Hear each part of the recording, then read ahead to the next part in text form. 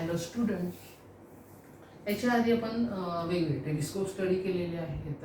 Newtonian telescope, Cassegrainian telescope, optical telescope, radio telescope देखील पाहिलेले आहेत. तुम्हाला माहिती आहे की the visible light radio waves coming from the heavenly bodies and they can pass through the atmosphere and we can get the image with the help of the radio telescope, optical telescope, but it have some problems. म्हणजे आपल्याला त्याची image मिळते, परंतु कधी कधी आपल्याला त्याच्यामध्ये problems पण होतात. आता प्रॉब्लेम्स होतात म्हणजे काय, तर तुम्हाला माहिती आहे की the visible radiation coming from the heavenly bodies pass through the atmosphere, बरोबर आहे.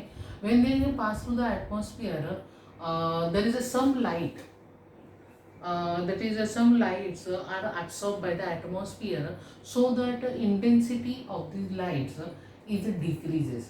म्हणजे जेव्हा तो हेवनली बॉडीकडून ते रेज येतात तेव्हा काही रेज जे आहेत ते ॲटमॉस्फिअर काय करतं, ॲब्सॉर्ब करतं. त्यामुळे त्या रेजची इंटेन्सिटी काय होते, डिक्रीज होते. हा फर्स्ट प्रॉब्लेम आहे. Second problem is that there is a change in atmosphere. The atmospheric temperature म्हणा, प्रेशर म्हणा, is a problems is there. म्हणजे आपल्या बघायचं आपण बघतो की ॲटमॉस्फिअरमध्ये टेम्परेचर, प्रेशर चेंजेस बऱ्याच वेळा होतात. And this change in the turbulence of the atmosphere which turn to the there is the ray of light, that is a ray of light, there is change their path is a slightly and shaken the position of the image.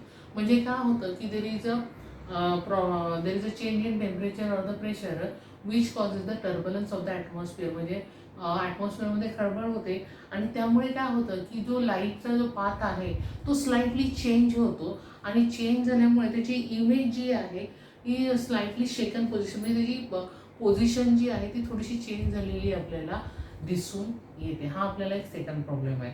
Third problem is there is you know that there is a sunlight is a present during the day times, so we cannot observe the sky in the day times. We cannot be observe the heavenly body in the sky in the daytimes also.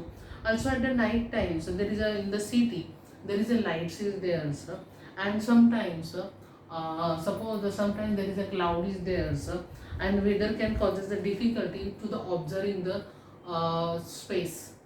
कधी कधी वेदरमध्ये पण changes होतात आणि we cannot observe the space at the night time also. Means these problems are causes. How we can solve all these problems? Then there is a next problem is there. म्हणजे त्याच्यानंतर आपण काय केलं तर then scientists can put the optical telescope on the top of the mountain at inhabited place. मग त्यांनी काय केलं सायंटिस्टनी की जी टेलिस्कोप आहे ते त्यांनी टॉप ऑफ द माउंटनला ठेवलेलं आहे, इनहेबिटेड म्हणजे ते निर्जन आहे, म्हणजे वस्ती नाही अशा ठिकाणी ते ठेवलेलं आहे. But there is some also problem is there about the weathers, atmosphere is there. मग आता अशा वेळेला all this problem how we can reduce it? Then this problem is reduced by putting that is a telescope in the space. जर आपण जो telescope जो आहे जो जर स्पेसमध्ये जर आपण जर ठेवला तर हे जे आपण जे प्रॉब्लेम्स आपल्याला जाणवतात ते कमी प्रमाणामध्ये जाणवणारच नाही आहे. And this we can get the clear image of the heavenly bodies. म्हणजे आपल्याला त्याची जी ऑब्जेक्टची जी क्लिअर इमेज आहे ती आपल्याला व्यवस्थित मिळू शकते. When it is place above the earth atmosphere, म्हणजे telescope put at the earth atmosphere is called as earth atmosphere म्हणजे the space. We can put the telescope in the space, therefore we can observe, then we can get the clear image of the all these heavenly bodies, and the scientists have turned their idea into the reality. म्हणजे ते सायंटिस्टला करणं शक्य झालेलं आहे. म्हणजे आता हे सगळे प्रॉब्लेम येतात म्हणून आजकाल आपला जो टेलिस्कोप आहे तो कुठे आहे, earth atmosphere above the earth atmosphere म्हणजे in the space. So this telescope is called as a space telescope. त्याला आपण काय म्हणतो, स्पेस टेलिस्कोप असं म्हटलं जातं. आलं लक्षात? ओके. आता आपण पुढचं बघणार. तुम्हाला सगळ्यांना माहिती आहे इस्रो हे तुम्ही नाव ऐकलेलं आहे, तुम्हाला सगळ्यांना परिचित आहे. That is what is the long form of the ISRO. ISRO is a Indian space research organisation at Bangalore. Bengaluru आहे. कुठे आहे ते, बंगळुरू आहे. This institute is establish in 1969 is aimed to developing the technology for making and the launching the artificial satellite. आताच आपण मार्सचं mission केलेलं आहे, तुम्हाला सगळ्यांना परिचित आहे इस्रोनी, बरोबर आहे. Means ISRO means Indian space research Organisation is there. Till the date, ISRO is a successfully launched all the large number of satellite ISRO programming and foremost among the successfully program undertaken by the independent India. India's progress in the space science has been played a big role in the nation and the social development. तुम्हाला सगळ्यांना माहिती आहे की इस्रोनी बरेचसे असे satellite launch केले, independently launch केलेले आहेत आणि त्याला बरंचसं जगामध्ये पण कौतुक झालेलं आहे. आता याच्यामधले कोणकोणते आहेत त्यांनी केलेले, that is INSAT, that is INSAT and GSAT series of the satellite support the telecommunication network, also the television broadcasting, meteorological services is there. म्हणजेच काय की दूरचित्रवाणीचा प्रसार, दूरचित्रहार, किंवा तुम्ही बघता की हवामानाचा ह्यासाठी त्यांनी 2 सिरीज काढलेल्या आहेत. त्याचं नाव आहे INSAT अँड GSAT असं म्हटलं जातं.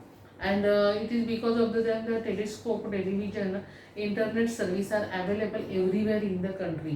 त्यामुळे टेलिफोन, इंटरनेट सर्व्हिस सगळीकडे ऑल ओव्हर इंडिया अवेलेबल झालेली आहे. Also there is a EDUSAT. कोणतं आहे? एज्युसॅट.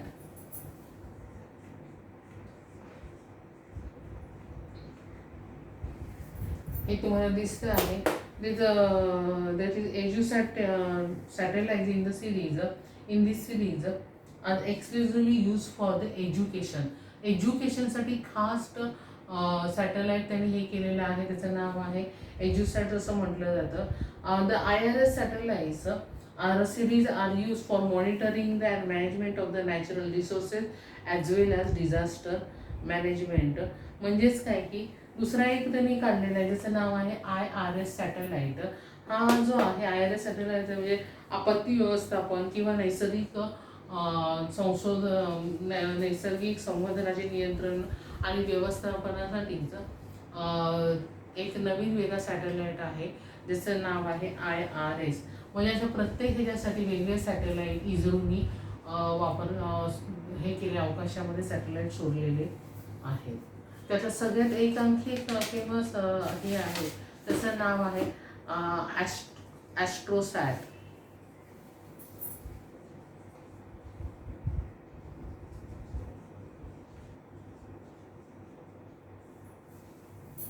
किंवा ॲस्ट्रोसॅट असं म्हटलं जातं. हा जो ॲस्ट्रोसॅट जो आहे हा in 2015 Indian Research Space Organisation launch this artificial satellite. हा 2015 साली लॉन्च केलेला satellite. these are called as a astrosat in the space. This satellite has a ultraviolet and x-ray telescope and detectors. म्हणजे तिथं x ray telescope आहे, ultraviolet telescope आहे आणि detectors आहेत. The parts are made by these parts of the satellite are made by the India, and it is a unique system being a different kind of the telescope by the single satellite. The Indian scientists are studying various aspects of the universe using these data obtained from these telescopes. म्हणजे ह्याच्यासाठी जी उपकरणे बनवण्यात आलेली आहे ही सगळी उपकरणं भारतामध्येच बनवण्यात आलेली आहेत. म्हणजे ह्याची जी उपकरणे बनवलेली आहे ती भारतानेच तयार केलेली आहे. आणि हा जो भारताने बनवलेला ॲस्ट्रोसॅट हा जो सॅटेलाइट आहे हा एक अद्वितीय उपग्रह आहे असं सॅटेलाइट आहे असं म्हणायला हरकत नाही आहे. कारण ह्याच्याद्वारे आपण माहिती मिळवून खगोलशास्त्रज्ञानात आणि अवकाश संशोधनात बरंचसं कार्य केलं बाय युझिंग द ॲस्ट्रोसॅट्स. आलं लक्षात? जर कोणाला काही शंका असेल तर मला विचारायचं आहे. थँक्यू.